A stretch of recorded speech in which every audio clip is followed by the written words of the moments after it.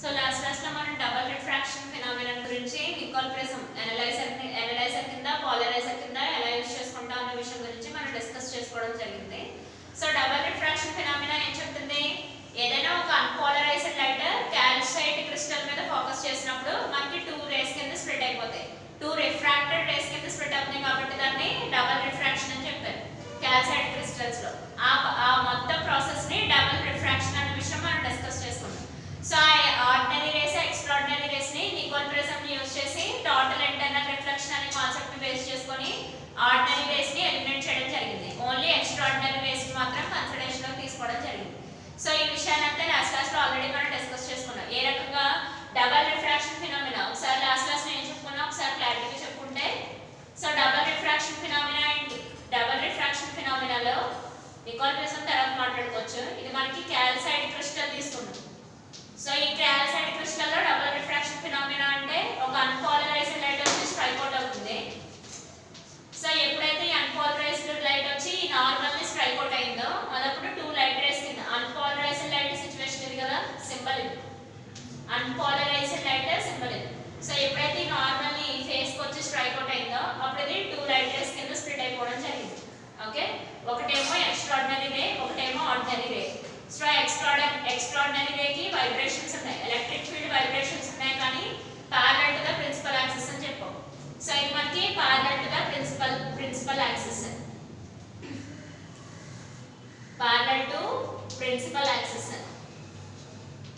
So ఈ condition మనకి parallel to principal axis అని, ఈ కండిషన్ మనకి పర్పెండిక్యులర్ టు ప్రిన్సిపల్ యాక్సిస్ అని చెప్పుకున్నాం. ఇది double refraction phenomena. Next Nicole prism గురించి ఏం మాట్లాడాం? నికోల్ ప్రిజం లో సేమ్ క్యాల్సైట్ క్రిస్టల్ యూస్ చేసుకుంటాం. నికోల్ ప్రిజం లో సేమ్ మళ్ళీ క్యాల్సైట్ క్రిస్టల్ యూస్ చేస్తాం.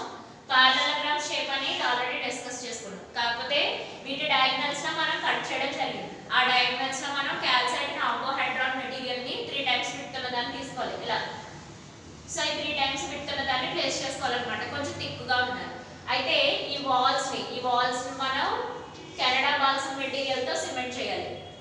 ఆ రకంగా మనకి ఇది ఎలా పనిచేస్తుందంటే ఈ ఆర్డినరీ రే కది రేరర్ మీడియం కింద, ఎక్స్ట్రాడినరీ రే కది డెన్సర్ మీడియం కింద పనిచేస్తుంది. ఎక్స్ట్రాడినరీ రే కి డెన్సర్ మీడియం కింద, ఆర్డినరీ రే కి రేరర్ మీడియం కింద పనిచేస్తుంది అనమాట. ఎవరాళ్ళు ఈ సిమెంట్ చేసిన, సో ఇలా జిగ్జాగ్ మ్యానర్ లో రాసిన Canada balsam material, Canada balsam material. So ఈ కెనడా బాల్సమ్ మెటీరియల్ వల్ల ఎక్స్ట్రాడినరీ రే ఇలా వచ్చిన ఎక్స్ట్రాడినరీ రే టోటల్ ఇంటర్నల్ రిఫ్లెక్షన్ జరుగుతుంది. సారీ ఆర్డినరీ రే టోటల్ ఇంటర్నల్ రిఫ్లెక్షన్ జరుగుతుంది. ఎక్స్ట్రాడినరీ రే ఇలా పాస్ అయిపోతుంది. Okay, extraordinary ray as it is గా ప్రిన్సిపల్ యాక్సిస్ ఫాలో అయిపోతుంది. సో ఇదంతా మనకి ప్రిన్సిపల్ యాక్సిస్ కదా, మిడిల్ యాక్సిస్ అంతా మనకి ప్రిన్సిపల్ యాక్సిస్. సో ఆ ప్రిన్సిపల్ యాక్సిస్ లో మనకి extraordinary ray as it is గా బయటకు వచ్చేస్తుంది. కానీ ఆర్డినరీ రే మాత్రం టోటల్ ఇంటర్నల్ రిఫ్లెక్షన్ ని ఫేస్ చేసుకొని మళ్ళీ తిరిగి బ్యాక్ సైడ్ కి వచ్చేస్తుంది. ఓకే, ఆ రకంగా మనం నికోల్ ప్రిజం ని పాలరైజర్ కింద యూస్ చేసుకోవడం జరిగింది. కాకపోతే ఈ కేసులో అనలైజర్ కింద కూడా ఎలా యూస్ చేస్తామో చెప్పుకుంటాం అన్నమాట. అనలైజర్ కి పాలరైజర్ కి డిఫరెన్స్ ఏంటి? పాలరైజర్ అంటే అన్పోలరైజ్డ్ లైట్ ని పోలరైజ్డ్ లైట్ కింద కన్వర్ట్ చేస్తుంది. అనలైజర్ అంటే చెక్ చేస్తుంది ఈ లైట్ పోలరైజ్ అయ్యిందా అవ్వలేదా. ఆ విషయం మళ్ళీ ఒకసారి మనం ఏదైతే చెప్పుకున్నా అది ఒకసారి వర్డ్స్ లో రాసుకుందాం. పాలరైజర్ అనలైజర్ అంటే ఏంటి? సో ఇదంతా మనం లాస్ట్ క్లాస్ లో ఆల్రెడీ డిస్కస్ చేసిన విషయాలు. క్యాల్సైట్ క్రిస్టల్ ని, నెక్స్ట్ ఈ క్యాల్సైట్ కార్బోహైడ్రాట్ మెటీరియల్, దానికి కెనడా బాల్సమ్ సిమెంట్ చేసాం. Extraordinary ray as it is గా పాస్ అయిపోద్ది, ఆర్డినరీ రే మాత్రం టోటల్ ఇంటర్నల్ రిఫ్లెక్షన్ జరుగుతుంది. ఓకే, ఆ రకంగా మనం లాస్ట్ క్లాస్ లో ఆల్రెడీ చెప్పాం. సిన్స్ ఎక్స్ట్రాడినరీ రే కి Canada balsam material denser medium, ordinary ray కి Canada balsam material rarer medium కింద వర్కౌట్ అవుతుంది. ఓకే, సో ఇప్పుడు అనలైజర్ అంటే పోలరైజర్ అన్న మనం పోలరైజేషన్ లెసన్ స్టార్టింగ్ దగ్గర నుంచి చెప్పుకుంటున్నాం. ఏమని? పాలరైజర్ అంటే converts unpolarised light to polarised light. Good, unpolarised light to polarised light, unpolarised light ని పోలరైజ్డ్ లైట్ అంటే, సో ఇలా ఉన్న అన్పోలరైజ్డ్ లైట్ ని సో ఇలా పోలరైజ్డ్ లైట్ కింద కన్వర్ట్ చేయడం. ఇలా కన్వర్ట్ అయితే ఎక్స్ట్రాడినరీ, ఇలా కన్వర్ట్ అయితే మనకి ఆర్డినరీ. అదే డిఫరెన్స్, ఏదైనా సరే పోలరైజేషన్. సో ఇది parallel to the principal axis, ఇది perpendicular to the principal axis. అదే అనలైజర్ మనకి ఏంటి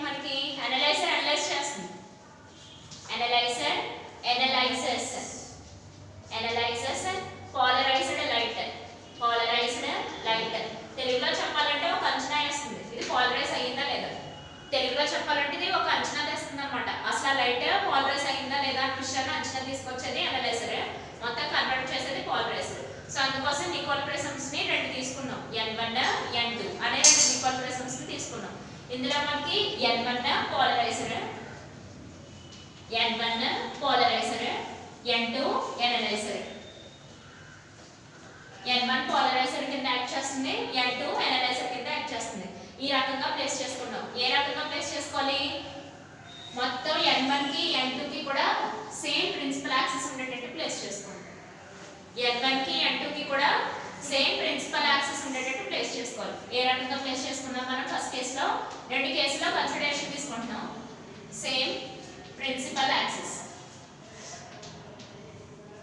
సేమ్ ప్రిన్సిపల్ యాక్సిస్ ఉండేటట్టు కన్సిడరేషన్ లోకి తీసుకుంటాం. సో ఈ కేసులో మనం అబ్జర్వ్ చేస్తే సేమ్ ప్రిన్సిపల్ యాక్సిస్ కాబట్టి, అంటే analyser axis polarised axis same గా ఉన్నాయి. ఆ రకంగా చూసుకుంటే unpolarised light extraordinary light ray కింద, at the same time ordinary light ray కింద స్ప్లిట్ అయింది. మధ్యలో ఆల్రెడీ మనం ఎలాగా కెనడా బాల్స్ మెటీరియల్ యూజ్ చేస్తున్నాం కాబట్టి టోటల్ ఇంటర్నల్ రిఫ్లెక్షన్ జరిగి మళ్ళీ ఇలా వచ్చింది. మనకు కావాల్సిన ఎక్స్ట్రార్డినరీ రే మాత్రం ఇలా పాస్ అయింది. వన్స్ అనలైజర్ దగ్గరికి వచ్చిన తర్వాత ఇది అనలైజ్ చేసింది, ఇది పోలరైజ్డ్ లైట్ అవునా కాదా. పోలరైజ్డ్ లైట్ అవును అని అనుకుని ఎట్ ద సేమ్ టైం మీరు అబ్జర్వ్ చేసినట్టయితే సేమ్ ప్రిన్సిపల్ యాక్సిస్ మీద ఉన్నాయి కాబట్టి మొత్తం ఎక్స్ట్రార్డినరీ లైట్ అంతా ఎంత ఇంటెన్సిటీ అయితే మనం ప్రొడక్షన్ చేసామో సేమ్ అంతే ఇంటెన్సిటీ బయటకు వస్తుంది. అర్థమైందా? అంటే పోలరైజర్ నుంచి ఎంత ఇంటెన్సిటీతో లైట్ బయటకు వచ్చిందో, ఇక్కడ ఇంటెన్సిటీ ఫర్ ఎగ్జాంపుల్ ఐ అనుకున్నాం, ఇక్కడ కూడా మనకి ఐ అనే ఇంటెన్సిటీతో బయటకు వచ్చింది తప్ప డిక్రీజ్ అవ్వదు. ఓకే, ఎందుకని? సిన్స్ N1 N2 అనే రెండు నికోల్ ప్రిజమ్స్ కూడా సేమ్ ప్రిన్సిపల్ యాక్సిస్ మీద ప్లేస్ చేసాం కాబట్టి. మళ్ళీ ఒకసారి రిపీట్ చేస్తాను, అబ్జర్వ్ చేయండి. N1 అంటే మనకి పోలరైజర్, N2 అంటే మనకి analyser. Polariser converts unpolarised to polarised light, analyser analyses the polarised light. అవే వాటి పనులు. అయితే ఇక్కడ మనం అబ్జర్వ్ చేసినట్టయితే మనం ఇక్కడ తెలిసిన విషయమే, అన్పోలరైజ్డ్ లైట్ ని పోలరైజ్డ్ లైట్ కింద కన్వర్ట్ చేసింది. అది ఎక్స్ట్రార్డినరీ రే పాస్ అయిపోయింది. ఆర్డినరీ రే ఇది కెనడా బాల్స్ మెటీరియల్ ర్యారెడ్ మీడియం కింద యాక్ట్ చేస్తుంది కాబట్టి టోటల్ ఇంటర్నల్ రిఫ్లెక్షన్ జరిగిపోయింది. ఓకే, ఆ రకంగా ఎక్స్ట్రార్డినరీ రే ఎంత ఇంటెన్సిటీతో అయితే ఎంత ఇంటెన్సిటీతో అయితే ప్రొడ్యూస్ అయిందో అది మనకి అనలైజర్ దగ్గరికి కూడా సేమ్ అంతే ఇంటెన్సిటీతో బయటకు వచ్చింది. అంటే సేమ్ ఇంటెన్సిటీస్ మెయింటైన్ చేసుకుంటూ వచ్చింది అన్నమాట. ఎందుకు? సేమ్ ప్రిన్సిపల్ యాక్సిస్ మెయింటైన్ అవుతూ వచ్చింది కాబట్టి. ఓకే, ఆ రకంగా మనం ఫస్ట్ కేసు డిస్కస్ చేసుకోవడం జరిగింది. సో సెకండ్ కేసుకి వచ్చేటప్పటికి ఏమైందంటే మనం N1 సేమ్ యాక్సిస్ మీద ఉంచాం కానీ N2 మట్టికి మాత్రం యాక్సిస్ రొటేషన్ జరిగింది, ప్రిన్సిపల్ యాక్సిస్ రొటేషన్ జరిగింది. ఈ కేసులో ప్రిన్సిపల్ యాక్సిస్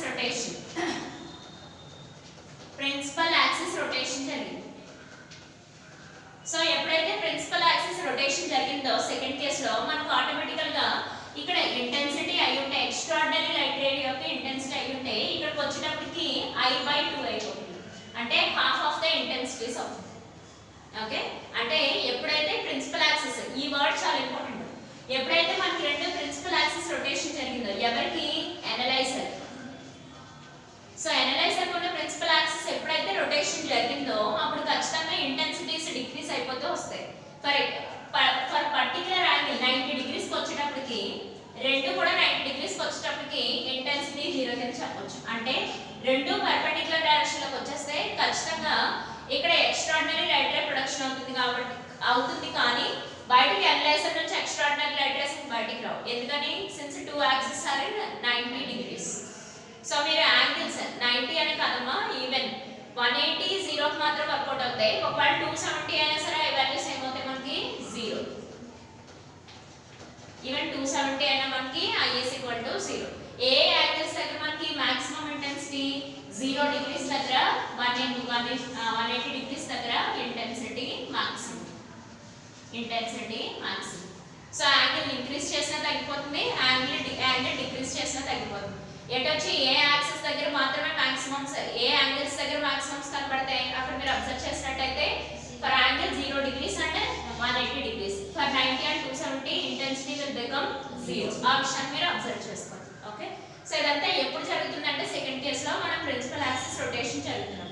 ఇది ఆల్రెడీ మనం మాలస్ లా, బ్రూస్టర్స్ లా మాట్లాడుకున్నప్పుడే మాట్లాడుకున్నాం. కాకపోతే నికోల్ ప్రిజం ఎలా వర్కౌట్ అవుతుందో చూసాం అంతే. జస్ట్ ఆ డయాగ్రామ్ ఇంట్రడక్షన్ లో చూసాం.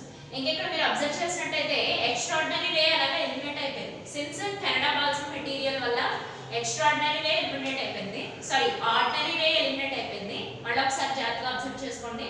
కెనడా బాల్సమ్ మెటీరియల్ వల్ల ఆర్డినరీ రైట్ రే ఎలిమినేట్ అయిపోయింది, ఎక్స్ట్రాడినరీ రైట్ రే పాస్ అయింది కానీ తక్కువ ఇంటెన్సిటీతో పాస్ అయింది.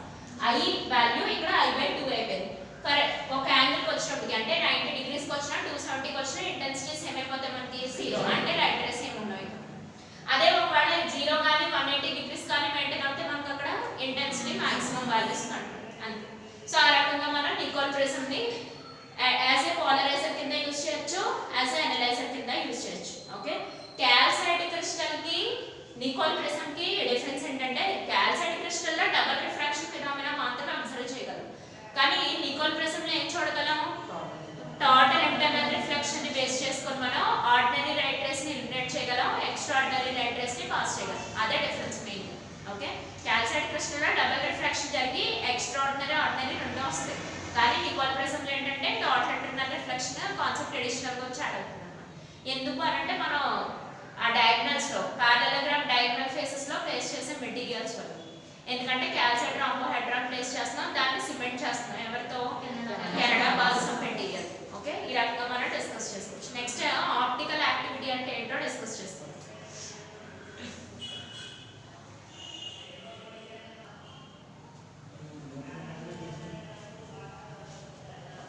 సో ఆప్టికల్ యాక్టివిటీ అంటే ఏంటో ఒకసారి డిస్కస్ చేసుకొని, సో లారెంట్స్ హాఫ్ షేడ్ పొలారోమీటర్. పొలారోమీటర్ ఎందుకంటే మనకి జనరల్ గా న్యూటన్ రింగ్స్ ఎక్స్పెరిమెంట్స్ అవన్నీ మనం కండక్ట్ చేసాం కదా ఇంటర్ఫియరెన్స్ లో. దేనికోసం? ఇంటర్ఫియరెన్స్ ప్యాటర్న్ అబ్జర్వ్ చేయడం కోసం. డైఫ్రాక్షన్ ప్యాటర్న్ అయితే ఫ్రాన్హోఫర్ డైఫ్రాక్షన్, ఫ్రెనెల్ డైఫ్రాక్షన్ ని అబ్జర్వ్ చేసాం. దేనికి? డైఫ్రాక్షన్ ప్యాటర్న్ అసలు ఎలా ఉందో మనం స్క్రీన్ మీద అబ్జర్వ్ చేయడం కోసం. సేమ్ పోలరైజేషన్ ప్యాటర్న్ కూడా మనకి స్క్రీన్ మీద ఎలా ఉందో అబ్జర్వ్ చేయడం కోసం ఏ మీటర్ యూజ్ చేస్తాం అంటే పోలారోమీటర్. సో ఈ పోలారోమీటర్ ఏంటంటే పోలరైజేషన్ ఏ రకంగా మనం ఐస్ తో అబ్జర్వ్ చేయగలం అంటే స్క్రీన్ మీద మనం ఏ రకంగా అబ్జర్వ్ చేయగలం, హ్యూమన్ బీయింగ్స్ స్క్రీన్ మీద పోలరైజేషన్ ఏ రకంగా అబ్జర్వ్ చేయగలరు అన్న కాన్సెప్ట్ ని బేస్ చేసుకుని ఈ పోలారోమీటర్స్ డిజైన్ చేయడం జరిగింది. అయితే ఒక్కొక్క సైంటిస్ట్ ఒక్కొక్క రకమైన పోలారోమీటర్ ని డిజైన్ చేశారు. సో అందులో లారెంట్స్ హాఫ్ షేడ్ పోలారోమీటర్ ఒకటి. లారెంట్స్ హాఫ్ షేడ్ పోలారోమీటర్ అని చెప్తారు. కాకపోతే ఇది ఎందుకు కనిపెట్టాల్సి వచ్చిందంటే ఈ ఆప్టికల్ యాక్టివిటీ అనే కాన్సెప్ట్ ని బేస్ చేసుకొని వచ్చిందన్నమాట. సో ఈ ఆప్టికల్ యాక్టివిటీ అంటే ఏంటి? ఫస్ట్ ఆఫ్ ఆల్ అసలు దానికి సంబంధించిన డెఫినిషన్ అంటే ఒకసారి అబ్జర్వ్ చేద్దాం. చూడండి, the property of rotating the plane of vibration of plane polarised light about its direction of travel by some crystal. అంటే ఒక క్రిస్టల్ మెటీరియల్ ని యూజ్ చేసుకొని ఏదో ఒక క్రిస్టల్ మెటీరియల్ ని యూజ్ చేసుకొని ప్లేన్ పోలరైజ్డ్ లైట్ యొక్క ఇక్కడ ఏం చెప్తున్నారు? ప్లేన్ ఆఫ్ వైబ్రేషన్ ని చేంజ్ చేశాడు.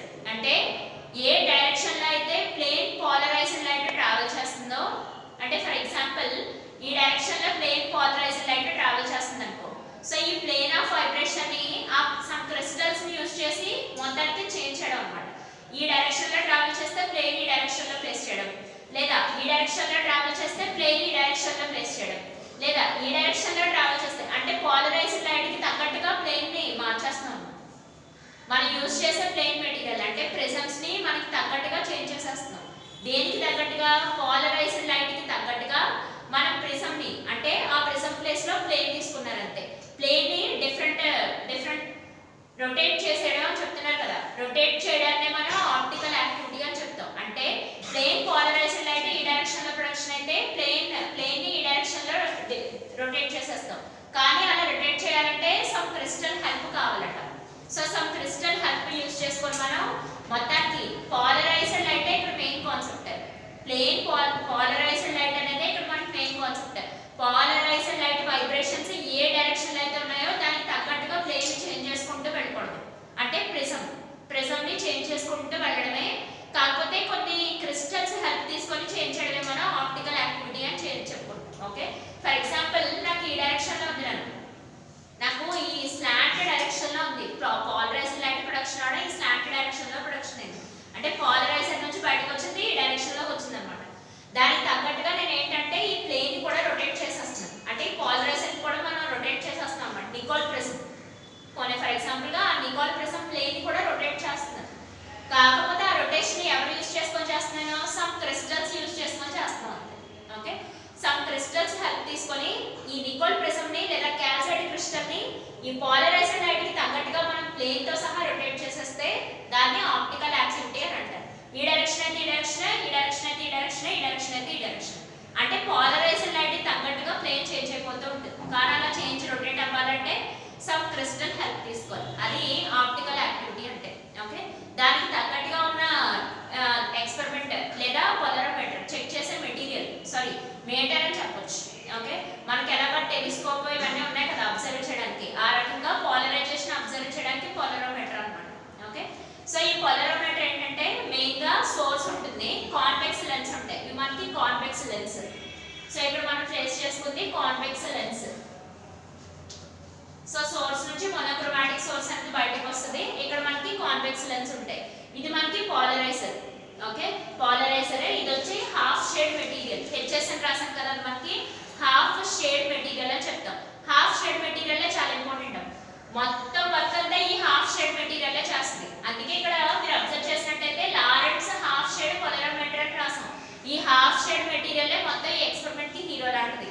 Half shade material, half shade material అంటే హాఫ్ ఏమో మనం క్వార్ట్జ్ ప్లేట్ తో షేడ్ చేయాలి, హాఫ్ ఏమో క్వార్ట్జ్ ప్లేట్ తో తయారు చేస్తాం, హాఫ్ ఏమో గ్లాస్ ప్లేట్ తో తయారు చేస్తాం. ఆ రెండింటిని సిమెటింగ్ చేస్తాం, కలుపుతాం అన్నమాట.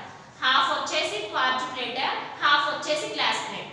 ఓకే, హాఫ్ షేడ్ మెటీరియల్ చాలా ఇంపార్టెంట్. దీన్ని హాఫ్ షేడ్ అని పిలుస్తారు, half shade material. Half part వచ్చి quartz plate, half part quartz plate, half part quartz plate, half part వచ్చేసి మనకి glass plate. So optical activity అంటే ఏంటి అసలు మనం ఆల్రెడీ చెప్పుకున్నాం కదా, పోలరైజ్డ్ లైట్ కి తగ్గట్టుగా ప్లేన్స్ ని రొటేట్ చేసేస్తాం. ఓకే, సో కాకపోతే సమ్ క్రిస్టల్స్ ని యూస్ చేసుకొని రొటేట్ చేసేస్తాం. సో అందుకోసం ఏం చేసామంటే మనం, మీరు అబ్జర్వ్ చేశారో లేదో, ఎనలైజర్ యాక్సిస్ పోలరైజర్ యాక్సిస్ ని డిఫరెన్స్ వచ్చింది, అబ్జర్వ్ చేశారా? ఎనలైజర్ యాక్సిస్ ఈ రకంగా ఉంటే పోలరైజర్ యాక్సిస్ ఆ రకంగా ఉంది. అంటే 180 డిగ్రీస్ దగ్గర, ఇది 0 డిగ్రీస్ దగ్గర ఉంటే ఇది ఎంత డిగ్రీస్ దగ్గర మెయింటైన్ అయింది మనకి, 180 డిగ్రీస్ దగ్గర మెయింటైన్ అయిపోయింది. అంటే పోలరైజ్డ్ లైట్ కి తగ్గట్టుగా ఈ half shade material some crystal అని చెప్పుకున్నాం కదా, సమ్ క్రిస్టల్ యూస్ చేసి చెప్పుకున్నాం. ఆప్టికల్ యాక్టివిటీ అంటే ఏంటి, క్రిస్టల్ హెల్ప్ తీసుకోవాలి. ఆ క్రిస్టల్ మనకి ఎవరు, half shade material. Okay, so ఆ రకంగా మనం పోలరైజ్డ్ లైట్ కి తగ్గట్టుగా 0 డిగ్రీస్ మెయింటైన్ అయితే దాన్ని ఏం చేసాం మనం, 180 డిగ్రీస్ ని చేంజ్ చేసాం. కానీ ఇక్కడ మనకి ఏ మెటీరియల్ హెల్ప్ అయింది, హాఫ్ షేడ్ మెటీరియల్. ఇదేమో half part quartz plate, half part ఏవైతే మనకి గ్లాస్ ప్లేట్. ఓకే, మధ్యలో ఒక ట్యూబ్ ని యూస్ చేసుకున్నాం. మధ్యలో ట్యూబ్ ఎందుకంటే డిఫరెంట్ సొల్యూషన్స్ నుంచి చూసినా మనకి కరెక్ట్ గా టెలిస్కోప్ లో మనకి పోలరైజేషన్ అనే టెక్నిక్ కరెక్ట్ గా కనిపిస్తుందా కనిపించట్లేదా, ఇంటెన్సిటీ ఏ రకంగా ఉంది అని చెక్ చేసుకోవడం కోసం జనరల్లీ సొల్యూషన్ కాన్సన్ట్రేటెడ్ సొల్యూషన్స్ తీసుకుంటారు. ఈ కేసులో మనం షుగర్ సొల్యూషన్ తీసుకుంటాం. జనరల్లీ అవైలబుల్ సొల్యూషన్స్ లో షుగర్ సొల్యూషన్, సాల్ట్ సొల్యూషన్, లేకపోతే ఏంటది యాసిడ్స్ తీసుకోరు, డిఫరెంట్ టైప్స్ ఆఫ్ సొల్యూషన్స్ తీసుకుంటారు. కానీ మనకి పాపులర్ గా బయట జనరల్ గా కెమికల్ దాంట్లతో సంబంధం లేకుండా జనరల్ గా దొరికే సొల్యూషన్ ని షుగర్ సొల్యూషన్ తీసుకొని ఈ పోలరైజేషన్ ని అబ్జర్వ్ చేశారు by using telescope. Polarisation techniques ని అబ్జర్వ్ చేశారు ఎలా, బై యూజింగ్ టెలిస్కోప్ ని యూస్ చేసుకొని. అయితే ఫస్ట్ ట్యూబ్ లో మనకి జనరల్ సొల్యూషన్స్ కింద కన్సిడరేషన్ తీసుకునే షుగర్ సొల్యూషన్ తీసుకున్నారు. అయితే సాల్ట్ సొల్యూషన్ తో మరి ఆ రకంగా చూస్తే సాల్ట్ షుగర్ కెమికల్ కాంపోజిషన్ తో కాకుండా డైలీ లైఫ్ లో కూడా యూస్ అవుతుంది కదా, సాల్ట్ ఎందుకు తీసుకోకూడదు. సాల్ట్ షుగర్ పక్కన తీసుకుంటే సాల్ట్ సొల్యూషన్ కి కాన్సంట్రేషన్ తక్కువైందండి, షుగర్ సొల్యూషన్ కి కాన్సంట్రేషన్ ఎక్కువైందండి. అంటే based on concentration levels sugar solution ని ప్రిఫర్ చేశారు. ఓకే, కాన్సంట్రేషన్ ఎందుకు ఎక్కువ ఉన్నదాన్ని తీసుకోవాలంటే పోలరైజేషన్ క్లియర్ గా అబ్జర్వ్ అవడం కోసం, ఇంటెన్సిటీ మాక్సిమం వాల్యూస్ రావడం కోసం, క్లియర్ బ్రైట్నెస్ కనిపించడం కోసం కాన్సంట్రేషన్ ఎక్కువ ఉన్న మెటీరియల్స్ తీసుకున్నాం అని జస్టిఫై చేశారు, కాన్సంట్రేషన్ తక్కువ ఉన్న మెటీరియల్స్ తో పోల్చుకుంటే. అందుకు ఈ ట్యూబ్ లో షుగర్ సొల్యూషన్ తీసుకున్నారు. రెండో విషయం ఏంటంటే ఈ ట్యూబ్ డిజైనింగ్ కూడా డిఫరెంట్ గా ఉండాలి. మధ్యలో మనకి డయామీటర్ వచ్చేటప్పటికి కొంచెం బిట్ ఎక్కువ ఉండేటట్టు ప్లేస్ చేసుకోవాలి. ఓకే, ఎండ్స్ ఎలా ఉన్నా సరే మిడిల్కి వచ్చేటప్పటికి బిట్ ఎక్కువ ఉండే ట్యూబ్ ని తీసుకోవాలన్నమాట. ఈ పర్టికులర్ అరేంజ్మెంట్స్ అంతా కూడా మనకి టెలిస్కోప్ లో ప్లేన్ పోలరైజ్డ్ లైట్ క్లియర్ గా అబ్జర్వ్ అవడం కోసం.